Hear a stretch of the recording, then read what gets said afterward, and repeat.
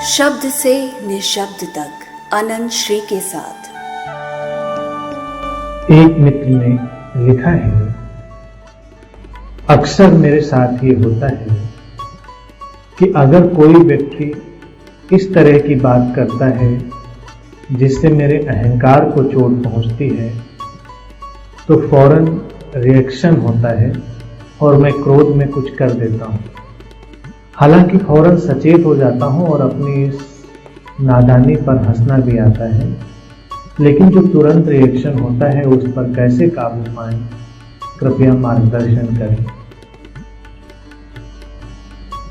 हमें अधिक से अधिक जागरूक होना है। समस्याएं उतनी नहीं होती हैं जितनी हमें दिखाई देती है। हर समस्या का ढंग पानी में डूबी बर्फ की तरह ही होता है। उसका केवल 9वां हिस्सा ही हमें दिखाई देता है और बाकी हिस्सा, अधिकतर भाग नीचे डूबा होता है पानी। ऐसे ही हमारे चेतन और अचेतन का ढंग है।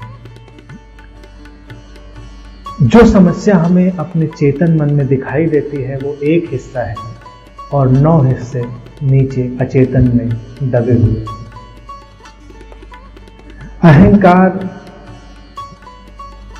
अच्छा भी है और बुरा भी।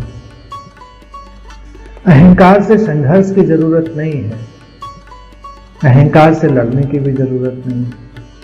जैसे अंधेरे से लड़ना नहीं संभव है, ऐसे ही अहंकार से लड़ना भी संभव नहीं। प्रतिक्रिया अहंकारवश होती है या प्रतिक्रिया की कोई और वजह है?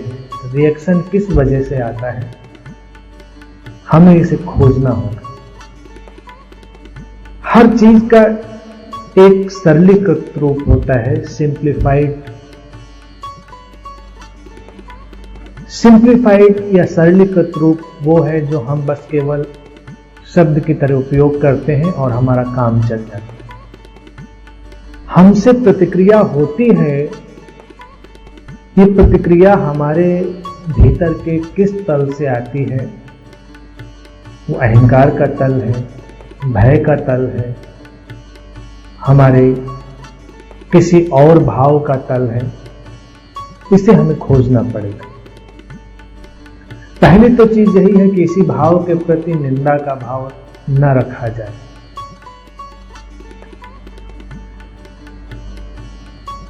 कोई भी रिएक्शन या कोई भी प्रतिक्रिया जो हम अपनी सुरक्षा, चाहे वो शारीरिक, मानसिक, भावनात्मक कैसी भी हो, उसके प्रति करते हैं तो ये हमारे सुरक्षित होने के एक भाव से निकलती है कि हम पूरी तरह सिक्योर होना चाहते हैं, सुरक्षित होना चाहते हैं। असुरक्षा से हमें डर लगता है। तो कभी कभी कोई व्यक्ति या परिस्थिति हमारे सामने ऐसी स्थिति उत्पन्न करती है जिससे हमारी सुरक्षा खतरे में पड़ती। अहंकार वस्तुतः निरंतर सुरक्षा की मांग है। जो व्यक्ति असुरक्षा का स्वीकार कर लेता है वो अपने अहंकार का दर्शन कर सकता है और उससे आगे जा सकता है। अब कोई व्यक्ति कोई ऐसी बात करता है तो उस बात से क्या होगा? पहला तो सवाल यह है कि उस बात से क्या होगा? मेरा कोई नुकसान होगा, मेरे विचार खतरे में पड़ेंगे, मेरी इमेज खतरे में पड़ेगी। क्या खतरे में पड़ रहा है? मेरी आइडेंटिटी खतरे में पड़ रही है। हम शायद इतनी बारीकी से चीज को नहीं देखते। हम कहते हैं कि व्यक्ति ने एक अपमानजनक स्थिति उत्पन्न करी या कोई ऐसी बात उसने करी जिससे हमारे अहंकार को चोट लगी। तो ये जो चोट है ना, ये सीधी सीधी नहीं होती है, ये किसी हमारे जीवन की विशेष यात्रा की ओर इशारा करती है। इसीलिए हर व्यक्ति को अलग अलग ढंग से चोट लग जाती है। सारे लोगों को एक ही तरह से चोट नहीं पहुंचती।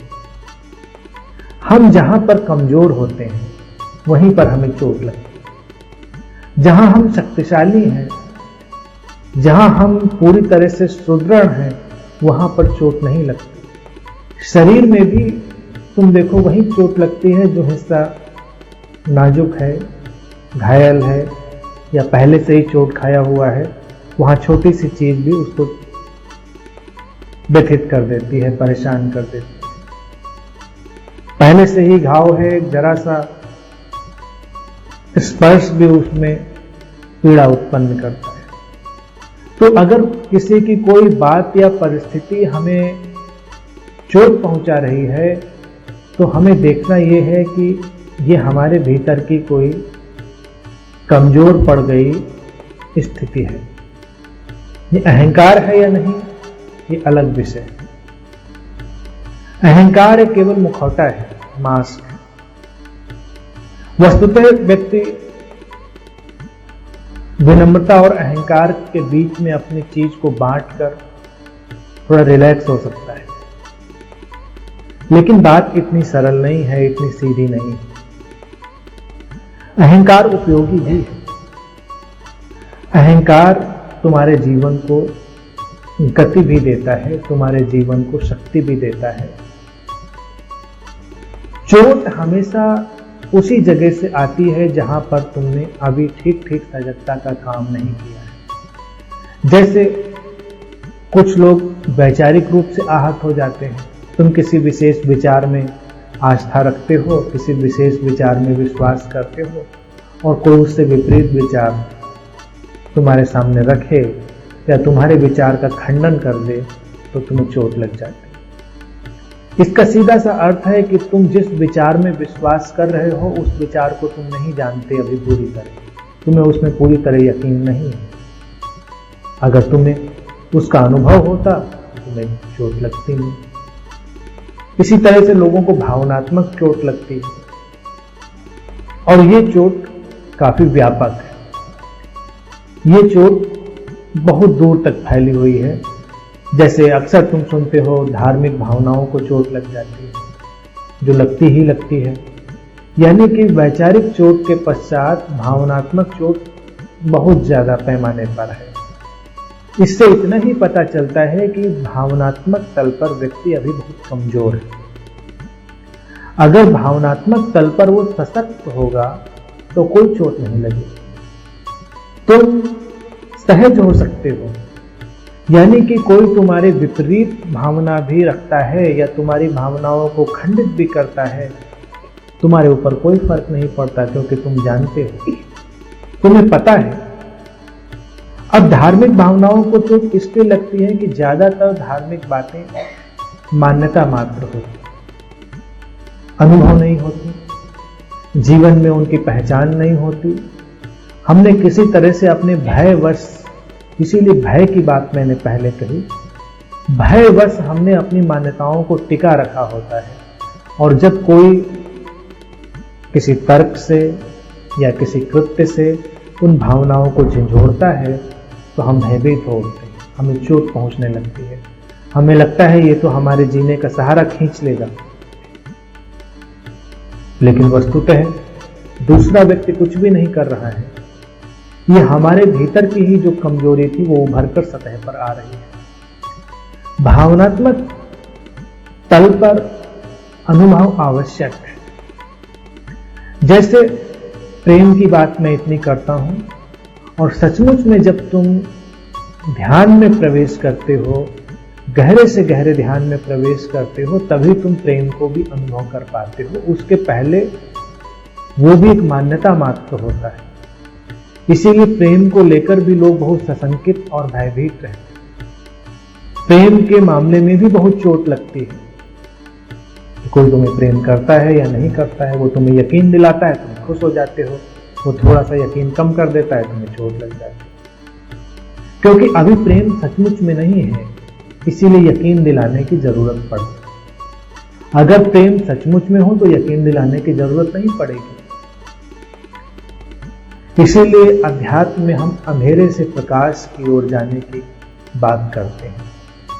यानी प्रकाश हो गया है तो हो गया है, अब कोई इसे अंधेरा भी कहे तो तुम केवल मुस्कुरा सकते हो। तुम इस पर लड़ाई झगड़ा नहीं करोगे, तुम्हें कोई चोट नहीं लगेगी, तुम्हें कोई परेशानी नहीं होगी। तुम्हारे घर में रोशनी है, तुम्हें सब कुछ साफ साफ दिखाई दे रहा है, और कोई आकर चाहे जितना कहे कि तुम इसमें देख नहीं सकते हो, ये तुम्हारे मन का जाल है, ये तुम्हारी कल्पना है, ये धोखा है, तुम बस हंस सकते हो क्योंकि तुम्हें तो दिखाई दे रहा है, तुम तो देख सकते हो। ऐसे ही प्रेम भी है, ऐसे ही भावनात्मक तल की स्पष्टता भी है। वो अनुभवगत है, एक्सपीरियंशियल है। तो धार्मिक व्यक्ति को भावुक नहीं होना चाहिए, पहली चीज। उसे संवेदनशील होना चाहिए। भावुकता महज एक बीमारी है। भावुकता बीमारी के सिवा और कुछ भी नहीं है, वो तुम्हें केवल व्यथित करती है। भावुक लोगों को तो चोट लगती ही लगती है, तुम कुछ भी नहीं करोगे तब भी उन्हें चोट लगेगी। उनको इशारों में चोट लग जाती है, क्योंकि भावुकता का तात्पर्य ही यह है कि भावनात्मक तल विकसित नहीं हुआ है। और जिस व्यक्ति का भावनात्मक तल विकसित हो गया है उसे कोई फर्क नहीं पड़ता, उसे कोई चोट नहीं लगती। तो जब चोट तुम्हें कहीं लगी हो तो तुम बजाय कि ये देखने की कि ये अहंकार मेरा चोट खा गया है, ये मेरी नादानी है, ये क्या है, तुम थोड़ा सा जाग कर उस अंदर होती हुई प्रतिक्रिया को अनुभव करो कि सचमुच में इस समय तुम्हारे भीतर क्या हो रहा है। तुम असहज हो, तुम किसी बात से भयभीत हो, तुम किसी बात से विचलित हो, तुम्हारी कोई स्पष्टता खो रही है, तुम्हारे भीतर क्या सचमुच में घट रहा है, वो की रिएक्शन क्या है। रिएक्शन तो बस एक मोटा मोटा है कि अचानक तुम्हें गुस्सा आ गया, तुमने कुछ कह दिया, या तुम क्रोधित हो गए, कुछ कहा नहीं। लेकिन इस सबके पीछे की रिएक्शन होगा तुम्हारे अंदर, जो तुम्हारे भीतर ही कुछ कर रहा होगा, जिसका तुम्हें ही पता चलेगा और किसी को नहीं पता चलेगा। तो उसकी पड़ताल करनी है कि इस बात से मेरे भीतर क्या हुआ। जैसे तुमने सोचा था कि मैं बहुत शांत, मैं इतने समय से ध्यान कर रहा हूं, मैं शांत हूं, और किसी की कोई बात तुम अशांत हो गए। तो ये अहंकार का खेल नहीं है। तुम्हें देखना पड़ेगा कि ये अशांति जहां पर पैदा हुई है वहां पर शांति कमजोर रही होगी, शांति अभी उतनी सशक्त नहीं होगी, इसीलिए कमजोरी आई और इसीलिए चोट पड़ गई। या तुम अपने को बहुत प्रेमपूर्ण समझ रहे हो और कोई ऐसी परिस्थिति, ऐसी प्रतिक्रिया, ऐसी क्रिया आई जिससे तुम्हें लगा कि नहीं, तुम तो बहुत अप्रेमपूर्ण हो। तो ये अहंकार नहीं है, ये तुम्हारे भीतर अभी उस अवस्था की और सुदृढ़ता की मांग है। तो एक साधक को करना बस इतना है कि इन बातों को किसी भी निंदात्मक रूप में ना देखकर ऐसे देखना चाहिए कि हर कृत्य एक दर्पण का काम कर रहा है और वो हमें बस इतना बता रहा है कि हमें अभी यहाँ पर काम करना है। और जैसे जैसे तुम अपनी साधना में आगे बढ़ोगे, अस्तित्व तुम्हारे लिए बहुत सारी परिस्थितियां निर्मित करेगा जहां पर तुम अपने आप को देख पाओगे, जहां तुम अपना परीक्षण कर पाओगे, जहां तुम्हें तय करने की सुविधा होगी।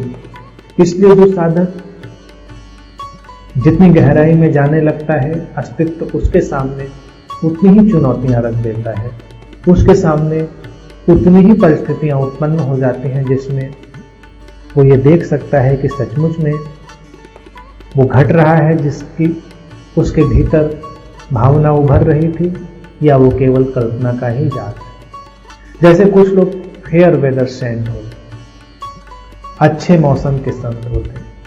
अगर सब कुछ अच्छा है तो बिल्कुल साधु संत, पूरी तरह प्रेम पूर्ण है, पूरी तरह शांति से भरे हुए हैं। लेकिन अगर मौसम यानी कि परिस्थितियां खराब हो जाएं, विषम हो जाएं, तो उनका सारा संकट विदा हो जाता है। तो एक साधक के लिए तो यही है कि वो हर परिस्थिति, हर मौसम, हर बदलाव में अपने आप को देख सके। एक बार जब देख लोगे तो फिर परिस्थितियां बार बार नहीं आएंगी, फिर वो घटनाएं बार बार नहीं घटेंगी। जैसे एक एग्जाम पास कर लेते हो तो बार बार एग्जाम थोड़े देना पड़ेगा। सवाल यह है कि एग्जाम जब तक पास नहीं करोगे तो बार बार देना पड़ेगा। जिस पेपर में तुम फेल हो गए हो तो उसको फिर दोगे, जब पास हो जाओगे खत्म। तो बस करना यही है कि तुम्हें जाग कर ये देख लेना है कि कहां पर समस्या थी, मुझे कहां पर काम करना है। जैसे ही तुमने उस काम को पूरा किया, अब तुम्हारे लिए उस तरह की परिस्थितियां पुनः नहीं आएंगी। कभी कभी तुम्हारे जीवन में ऐसे लोग भी हो सकते हैं जो तुम्हारे लिए चुनौतीपूर्ण हो सकते हैं, जिनके साथ व्यवहार करना तुम्हें एक चुनौती भरा जान पड़ सकता है। वो चोट ही पहुंचा रहे हैं, वो तुम्हें परेशान ही कर रहे हैं। तो एक दिन अकेले शांत बैठकर जरा अपना अवलोकन करें कि वो कहां कहां चोट पड़ रही है और तुम्हारे भीतर कहां कहां से धुआं उठ रहा है। तब तुम्हें दिखाई देगा कि तुम्हें कहां पर काम करना है। जैसे ही तुम वो काम पूरा करोगे तो दो बातें होंगी, या तो वो लोग सुधर जाएंगे, ट्रांसफॉर्म हो जाएंगे, या तुम्हारे जीवन से विदा हो जाएंगे। और तुम जैसे ही चेतना की अगली कक्षा में पहुंचोगे तो फिर नए लोग, नई स्थितियां, नई चीजें तुम्हारे जीवन में प्रवेश करेंगी। ऐसा ही होता है, तुम एक विशेष ऊर्जा के तल पर जब तक हो तो उसी विशेष ऊर्जा तल के लोग और परिस्थितियां तुम्हारे आसपास हैं। जैसे ही तुम उसमें उत्तीर्ण हो जाते हो, आगे चले जाते हो, तो पीछे की चीजें छूट जाती हैं, तुम आगे चले जाते हो। तो अगर कोई व्यक्ति तुम्हारे जीवन में है या कुछ व्यक्ति जीवन में है तो उनसे उलझना नहीं है, न उन्हें दोष देना है। तुम्हें उस परीक्षण में उत्तीर्ण हो जाना है, खरा उतर जाना है, और उसके साथ ही वो लोग गायब हो जाएंगे। अगर वो तुम्हारे संबंधी हैं जो गायब नहीं हो सकते हैं तो वो कुछ बदल जाएंगे, या तुम्हारे सामने उनका कोई और चेहरा आ जाएगा। कम से कम उतनी देर के लिए जितनी देर तुम उनके सामने होगे, उनका वही चेहरा तुम्हारे सामने होगा जो होना चाहिए। और अगर वो गायब होने लायक होंगे तो गायब हो जाएंगे, नए लोग आएंगे। ऐसा ही होता है। तो समस्या अहंकार की नहीं है, समस्या हमारी चेतना की यात्रा में जो हिस्से कमजोर रह गए हैं उनकी है। उस पर काम करो। बताएं इस पर कोई बात कहनी पूछनी? आप कहते हैं तो गायब हो जाएंगे, या तो करें गायब तो होंगे, तो संबंधी हो तो वो संबंधी होंगे, तो वो गायब नहीं होंगे, तो जाहिर सी बात है कि ट्रांसफॉर्म होंगे। और ये होता है, जब तक इस पर काम करके नहीं देखेंगे तब तक नहीं पता चलेगा। कई बार तुम देखोगे कि समाज में भी कुछ लोग हैं जो वैसे दुष्ट हैं, लेकिन कभी कभी सभी के जीवन में ऐसी घटनाएं हो सकती हैं कि तुम्हारे साथ तो जितनी देर है पूरी तरह सज्जन है, और अगर तुम उतने ही टुकड़े से तय करना चाहो तो बड़ा मुश्किल होगा कि लोग कहते हैं दुष्ट है, लेकिन ये तो कितना सज्जन है, कितना प्रेमपूर्ण है, कितना केयरिंग है। तो व्यक्ति के भीतर सारे रंग हैं, घूम रहे हैं। तुम किस रंग को अपनी ओर आकर्षित कर ले रहे हो, ये तुम्हारे अपने ऊर्जा तल की बात है। तुम्हारा ऊर्जा तल बदलेगा तो उसके भीतर के दूसरे रंग तुम्हारी ओर आकर्षित हो जाएंगे। समझ रहे हैं? इसका मतलब ये नहीं कि पूरी तरह से ट्रांसफॉर्म हो गया है, वो ट्रांसफॉर्म नहीं हुआ है, केवल उसकी दिशा बदल गई, उसका ढंग बदल गया। तो ये बहुत ही प्रायोगिक बात है, इस पर प्रयोग करेंगे। अंदर है ये देखने का टाइम ही नहीं मिलता है, फौरन रिएक्शन नहीं रिएक्शन कर दीजिए। साधना में देखिए, ये समझिए ऐसा कुछ नहीं, कोई पाप नहीं। जैसे आपने चिल्ला दिया, आपने लड़ाई लड़ ली या क्रोध से बात कर ली, तो ये कोई पाप नहीं है। ठीक, वो कर लीजिए, उसके बाद थोड़ी देर ध्यान में बैठिए, फिर सारी परिस्थिति को एक बार विजुलाइज करिए, क्या हुआ था, किसने क्या कहा था, फिर आपने क्या किया, फिर कैसे कैसे किया, आप अंदर क्या हुआ, आपने बाहर क्या किया। वो करेंगे तो वो की जो है अंदर रिएक्शन की वो पकड़ में आएगी।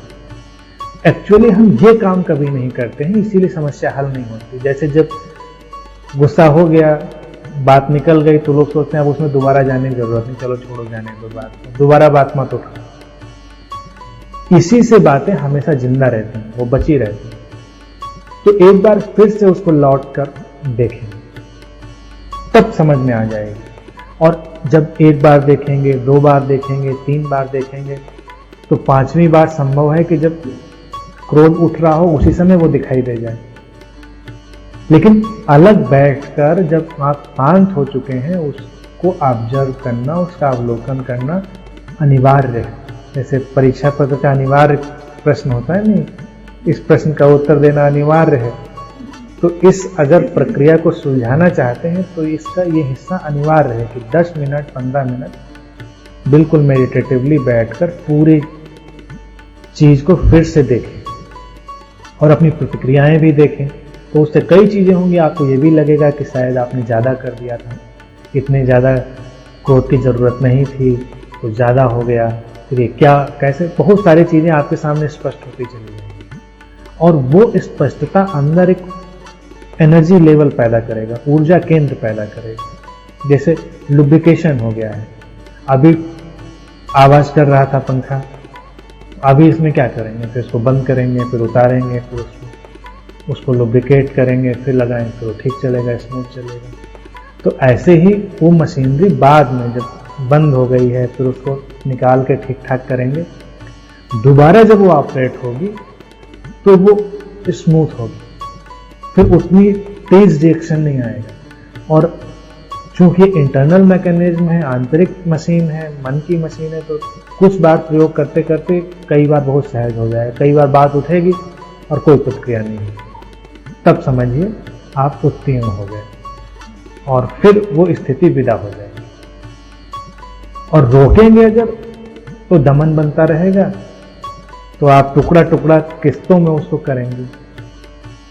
इससे बेहतर है कि एक दिन एक बार ही जितना चीखना चिल्लाना चिल्ला लीजिए, एक टेबल तोड़नी है, कुर्सी तोड़नी है, तोड़ लीजिए, गुस्सा कर लीजिए ठीक से एक बार, तो कम से कम बार बार नहीं हो। दूसरे के ऊपर नहीं निकालिए, मतलब किसी इंडिविजुअल के ऊपर नहीं निकालिए, वस्तुओं के ऊपर निकाल सकते हैं, तकिया पीट सकते हैं, कुछ कर सकते हैं, चलेगा, उसमें कोई हर्जा नहीं। फिर बैठ के इत्मीनान से देखो क्या किया था हमने, उससे समाधान है।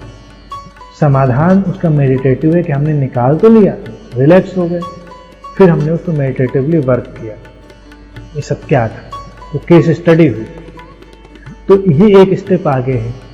अभी तो जैसे निकल गया, फिर एनर्जी इकट्ठी होगी उसकी, फिर थोड़ी देर में आएगा, तो वो बार बार आने वाली क्रिया प्रतिक्रिया है। इसीलिए जिंदगी में जितनी वासनाएं हैं, जितनी प्रतिक्रियाएं निकली, फिर ऊर्जा इकट्ठी हुई, फिर वो आ गया।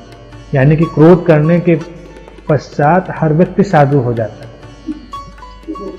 पर ये क्षण जो है हम आए हैं सामने, तो हमें तराशने के लिए बहुत ज्यादा हम तराश नहीं कर सकता है, लेकिन वो तराशना इत्मीनान से होता है, तो उस पर इत्मीनान से उसका डिसेक्शन करना पड़ता है, पूरा परीक्षा ये क्या है, बिना किसी संकोच के एक एक भावना, एक एक उसकी लहर हमको उसकी पड़ताल करनी पड़ती। उसको किसी भी अच्छे विचार से किसी से हम ढक नहीं रहे हैं, हमने उसको पूरी उसकी नेकेडनेस में देखा, उसकी पूरी नग्नता में हमने देखा कि क्या था मेरे, तब वो ट्रांसफॉर्म हो जाता है जो भी चीज़ होती। तो इतना मौका, इतना टाइम हमको देना पड़ता है। और कभी अगर मान लीजिए हम आपस में हैं और आपस में हमारा कोई अंतर्द्वंद है, कॉन्फ्लिक्ट है, तब भी बेहतर यह है कि अगर हम बैठकर शांति से बात कर सकें कि क्या क्या हुआ था हमारे बीच, हमने क्या किया था, और इस भावना से कि हम इसको सॉल्व करना चाहते हैं, तो बहुत अच्छा हो सकता है। आगे भविष्य में अगर ऐसा संभव हो तो टेक्नोलॉजी का भी उपयोग किया जा सकता है। जैसे अगर किसी को लड़ने झगड़ने की या चीखने चिल्लाने की बहुत आदत है, तो उसको वो रिकॉर्ड कर सकता है, उसका ऑडियो वीडियो रिकॉर्ड कर सकता है। मान लीजिए आपने ठीक जगह पर कैमरा एक प्लेस कर दिया और वो रिकॉर्ड कर लिया जाए, फिर उसको बैठकर इत्मीनान से देखिए आप कैसे क्या क्या करते हैं, तो वो भी आपके लिए बहुत अच्छी कैथारसिस होगी। जैसे कुछ लोगों को फिट पड़ जाता है और उस समय वो बहुत उल्टी सीधी बातें करते हैं, गालियाँ बकेंगे बहुत सारी। तो मैंने उनको कई बार सुझाव दिया लोगों को कि उसको रिकॉर्ड करना, और जब शांत हो गया हो व्यक्ति, अब कोई फिट नहीं है उसके ऊपर, तब उसको दोबारा फिर वो पूरा रिकॉर्डिंग सुनवाओ कि तुम इसको बहुत शांति से, बहुत गौर से, बहुत ध्यानपूर्वक सुनो कि तुमने क्या क्या बोला। तो लोग डर जाते हैं, उनको लगता है कि अब हटाओ, छोड़ो, अब शांति में फिर से अशांति पैदा करने की ज़रूरत क्या है। लेकिन जिन एकाध लोगों ने एक्सपेरिमेंट कभी किया, उनको उसके समाधान मिलता है, क्योंकि हमारे ही भीतर से तो समाधान आना है। शांति में हमारे भीतर का वो केंद्र सक्रिय हो गया है जो चीज़ों को साफ साफ देख सकता है। क्रोध में तो देख ही नहीं सकता था, या जब फिट पड़ा था तो देख ही नहीं सकता था। और जब हमने देखा अपने आप को कि अच्छा मैं ऐसा भी मैं बोलता, मेरे से ऐसी ऐसी चीज़ें भी हुई, तो दोबारा होने में थोड़ी मुश्किल पड़ जाती है, दोबारा होने में थोड़ी अड़चन पड़ जाती है। तो फिलहाल टेक्नोलॉजिकल सहूलियत मिलना कई बार मुश्किल है, कौन रिकॉर्ड करेगा उस परिस्थिति में, वो तो मुश्किल है। लेकिन विजुअलाइजेशन पर तो बड़ा सरल है, उस पर आप काम कर सकते हैं, चुपचाप बैठ करके उसको रिकॉल कर सकते हैं। अभी रिसेंटली अच्छा किसने गुस्सा किया, किसको क्रोध आया? अंजना जी को आया। बिल्कुल देखिए, जैसे इन्होंने बात इसमें अंजना जी ने की, ऐसे ही हमको ऑब्जर्व करना चाहिए, और इतना साहस और ईमानदारी भी होनी चाहिए कि हम उस बात को कह सकें।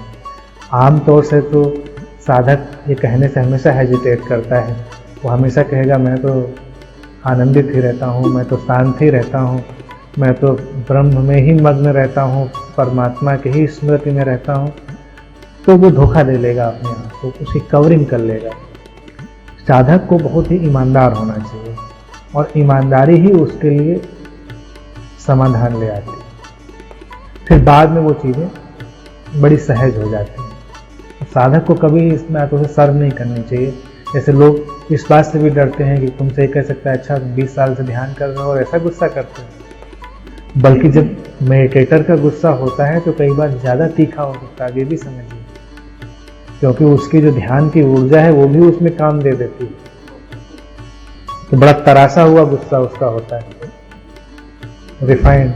और साधक के लिए तो बेहतर ये है कि ईमानदार रहे। तो उसको कहना चाहिए हाँ आता है, और ध्यान ने हमको ईमानदार होने में मदद दी है कि मैं झूठ नहीं करता, मैं छुपाता नहीं चीज़ें, मेरे अंदर गुस्सा है तो है, मेरे अंदर भय है तो है, बस। तो मेरे अंदर जो चीज़ है मैं उसको देखता हूँ, देखती हूँ, मैं उसका सामना करेंगे और उसका समाधान लाएंगे, और वो आ जाएगा। जो छुपाएगा या जो उसको हाइड करने की कोशिश करेगा उसके पास तो आना बहुत मुश्किल है। तो इसलिए ये बातें कोई इसमें सर्व नहीं करनी चाहिए कि हाँ है, ठीक है। डर भी लगता है, अगर है परिस्थिति है, कोई चिंता की बात नहीं। और मेडिटेटर के लिए चीज़ें क्या हैं कि चूँकि चीज़ें रिफाइन हो रही हैं तो उसकी रिएक्शन भी कई बार बड़ा रिफाइन होता है। जैसे कि अगर मान लीजिए वो नहीं कर रहा है क्रोध, और अचानक एक दिन करता है, तो उसकी इंटेंसिटी बहुत ज़्यादा हो सकती है मेडिटेटर के लिए। लेकिन उसमें कोई संकोच नहीं, फिर वो उतनी ही जल्दी चीज़ समझ में भी आ जाती है, उतनी ही जल्दी ठीक भी हो जाती है। ऐसे ही उसको लें और काम करें उस पर। अपने एक्सपेक्टेशन को तो हैंडल कर ही सकते हैं रिलेशनशिप में, क्योंकि देखिए ये तो एक बड़ा यथार्थ है। एक मेडिटेटर को तो इस बात पर सतर्क होना ही पड़ेगा, क्योंकि एक्सपेक्टेशन का मतलब है कि हम कुछ ऐसा प्रोजेक्शन कर रहे हैं जो रियल नहीं है। मेडिटेटर को एक्सपेक्टेशन की जगह पर विजुअलाइजेशन को रिप्लेस करना चाहिए। ये बहुत ही सुंदर चीज़ होगी। देखिए क्या है कि एक्सपेक्टेशन आम आदमी की ज़िंदगी में होता है, और वो दूसरे के चेतना और ऊर्जा के स्तर से भी परिचित नहीं है, और उसको लगता है उसे ऐसा करना चाहिए, उसे ऐसा होना चाहिए। फिर वो नहीं करता है या वैसा नहीं होता है तो उसको धक्का लगता है। लेकिन ये तुमने सोच ही कैसे लिया कि वो ऐसा कर पाएगा या ऐसा वो कर सकता है? उसकी भी अपनी सीमाएं हैं, उसका अपना ऊर्जा का तल है। तो मेडिटेटर के लिए बहुत हेल्पफुल होगा कि वो एक विजुअलाइजेशन रख सकता है किसी भी व्यक्ति के बारे में कि वो ऐसा हो, लेकिन वो उससे अपेक्षा नहीं है, ये उसकी अपनी साइकिक चीज है। तो उसकी जो साइकिक एनर्जी पैदा होगी, ऊर्जा, वो उस व्यक्ति को वैसा होने में या वैसा करने में मदद देगी। जैसे मान लीजिए आप चाहते हैं कि दूसरा व्यक्ति इस तरह से हो, और ये विजुलाइजेशन स्वाभाविक है सकारात्मक में ही सहयोग देगा, नकारात्मक में नहीं देगा। सकारात्मक में आपको लगता है कि इसको बहुत प्यार से मुझसे बोलना चाहिए, तो उससे आप कोई एक्सपेक्ट नहीं करिए कि वो प्यार से बोले। आप ध्यान में बैठिए, उस व्यक्ति को देखिए और उसको अपने से प्यार से बोलता हुआ बस विजुलाइज करिए। और फिर ये जो विजुअल इमेज है जाकर उसकी जो मेंटल बॉडी है उस पर असर करेगी। अगर आपका विजुलाइजेशन इंटेंस होगा तो कुछ दिनों में उसकी मेंटल बॉडी पर उसका इंप्रेशन चला जाएगा और वो अपने आप वैसा करने लगेगा। अच्छी चीज है, इसमें कोई कष्ट भी नहीं होगा, क्योंकि ये आपके लिए एक महज खेल है। क्योंकि आप बहुत सारी चीजें विजुलाइज कर सकते हैं और जरूरी नहीं वो हो, यानी कि उससे कोई आप पर कमिटमेंट नहीं है कि ऐसा होना ही चाहिए। नहीं, वर्बली नहीं, केवल सी विद द माइंड्स आई, अपने मन की आंख से देखिए। मन की आंख से लगता है कि ये व्यक्ति प्रेमपूर्ण होना चाहिए तो उसको प्रेमपूर्ण देखिए मन की आंख से। बैठे ध्यान में 5-10 मिनट, इसीलिए 5-10 मिनट एक्सरसाइज के देने चाहिए हर मेडिटेटर को। तो एक्सपेक्टेशन का जगत उसका विदा हो जाएगा, दूसरा जगत पैदा होगा और धीरे धीरे करके ये चीजें अपना असर लाती हैं।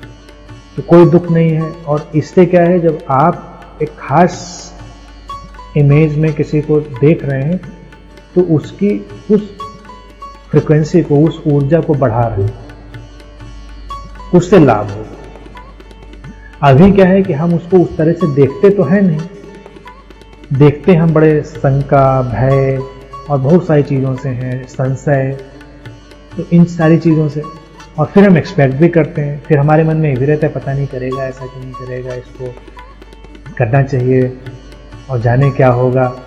तो हम हर तरह से डरे हुए हैं, तो डर की तरंगें हम उसकी ओर फेंक रहे हैं, तो लौट कर चीज़ें गड़बड़ हो जाएंगी।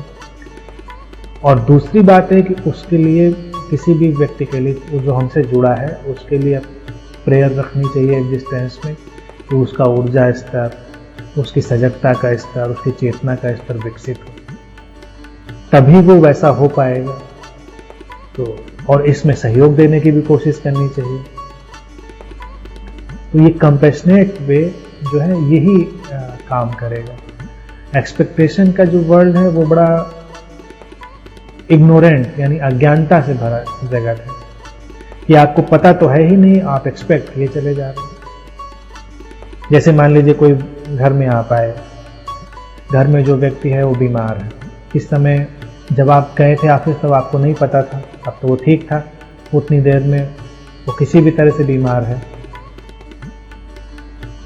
आप एक्सपेक्टेशन लेके आते हैं कि वो आपका स्वागत बड़ी प्रसन्नता से करेगा, बहुत खुशी से करेगा, स्वागत नहीं करता आपका। जब तक आपको ये बात नहीं पता है कि दूसरा व्यक्ति बीमार है, उतनी देर में आपके अंदर बहुत तरह की प्रतिक्रियाएं हो सकती हैं। आपके अंदर इरिटेशन हो सकता है, आपके अंदर गुस्सा आ सकता है। जब आपको पता चलेगा तब आप शांत हो सकते हैं कि अच्छा कोई बात नहीं, लेकिन उतनी देर आप उस प्रतिक्रिया से गुजर जाएं क्योंकि आप एक पर्टिकुलर इमेज को, एक खास इमेज को एक्सपेक्ट कर रहे थे। बदली हुई परिस्थिति का आपको एहसास नहीं था।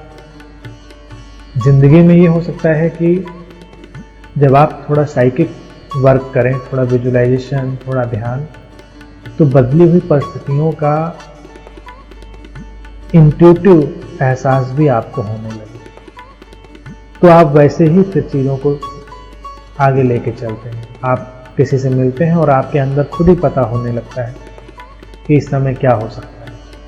जो लोग बहुत आपस में अच्छे संबंध में होते हैं, प्रेमपूर्वक, अक्सर उन लोगों को पता होता है कि अब दूसरे के अंदर क्या चल रहा है। वो शांत है, प्रसन्नचित्त है, उदास है, क्या है उसके अंदर, तो आप उसके अकॉर्डिंग, उसके अनुसार फिर व्यवहार करते हैं, न कि कोई एक्सपेक्टेशन रखते हैं।